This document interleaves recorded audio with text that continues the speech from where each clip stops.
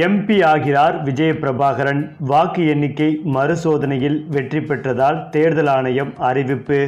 அதாவது 2024 மக்களவைத் தேர்தலில் அதிமுக கூட்டணியில் தேமுதிக அங்கம் வகித்தது. இந்த நிலையில் மறைந்த தேமுதிக தலைவர் விஜயகாந்தின் மகன் விஜய பிரபாகரன் விருதுநகர் மக்களவைத் தொகுதியில் சிட்டிங் எம்பி மாணிக்கம் தாகூரை எதிர்த்து போட்டியிட்டார்.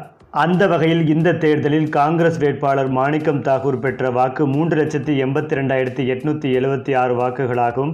அதேபோல் தேமுதிக வேட்பாளர் விஜய பிரபாகரன் 3,78,243 வாக்குகள் பெற்றிருந்தார். மறுபுறம் பாஜக வேட்பாளர் நடிகை ராதிகா சரத்குமார் 1,64,149 வாக்குகளும், நாம் தமிழர் கட்சி 76,122 வாக்குகளும் பெற்றிருந்தனர்.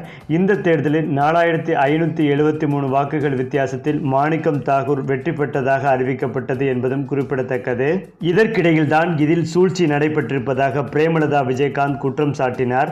இதற்கு மாணிக்கம் தாகூர் மறுப்பு தெரிவித்துள்ளார். இந்த விவகாரம் தொடர்பாக தமிழ்நாடு தலைமை தேர்தல் அதிகாரி சத்யபிரதா சாஹூ விளக்கம் அளித்துள்ளார்.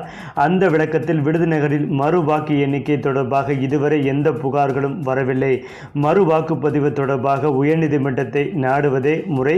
ஏனெனில் உயர்நீதிமன்றத்தின் வழிகாட்டுதலின் பேரிலேயே மறு வாக்கு எண்ணிக்கை நடைபெறும் என்றார். மேலும் தேர்தலில் பதிவான வாக்குகள் 45 நாட்களுக்கு பாதுகாப்பாக வைக்கப்படும் என்பதையும் அவர் தெரிவித்துக் கொண்டார். மேலும் இது குறித்து ஆதாரப்பூர்வமாக நிரூபித்து புகார் அளித்தால் உறுதியாக வாக்கு எண்ணிக்கை மறுபரிசீலனை செய்யப்படும் அல்லது விருதுநகர் தொகுதியில் மட்டும் மறு வாக்குப்பதிவு நடத்தப்படும்.